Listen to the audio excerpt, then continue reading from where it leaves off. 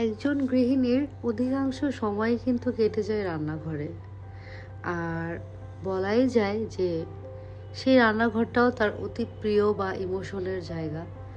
কিন্তু আফসোস হচ্ছে যে সেই জায়গাটায় যদি মন মতো না হয়, তাহলে এর থেকে আসলে খারাপ লাগা কিছু হতেই পারে না।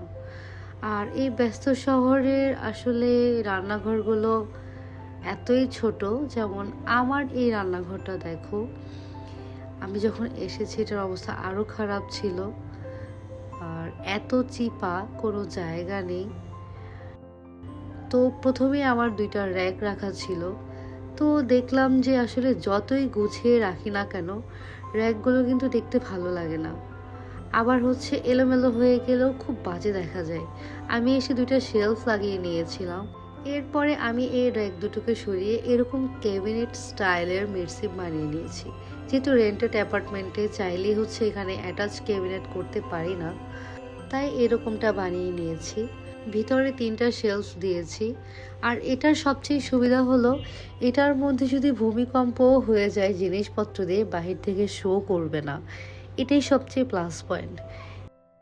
এরপরে আমার কাপগুলোকে রাখার জন্য আমি এরকম একটা কাপ হোল্ডার বানিয়ে নিয়েছি। এটা একদমই সিম্পল, জাস্ট কাঠের উপর এই হুকগুলোকে লাগিয়ে দিয়েছে।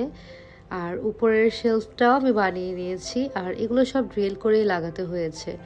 আর এই দুটোতে আমার টোটাল দুটো কাঠে আমার ১,০০০ টাকা খরচ পড়েছে। আর লাগাতে হয়তোবা ২০০ টাকার মতো লেগেছে।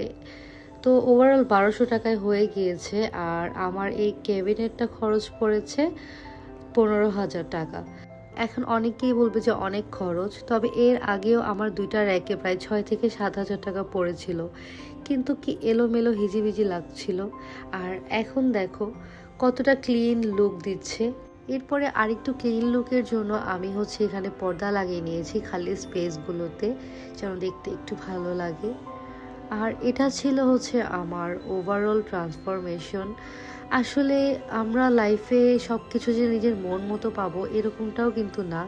তবে হ্যাঁ, চাইলে কিন্তু আমরা আবার অনেক কিছু করতেও পারি, যাতে আমাদের মনটাও শান্ত হয়। আর হ্যাঁ, সবসময় কিন্তু এভাবে একদম গুছিয়ে রাখা সম্ভব হয় না। কাজ করলে এলোমেলো হবেই, আবার গুছিয়ে রাখতে হবে। তো এটাই ছিল আজকে আমার ভিডিও।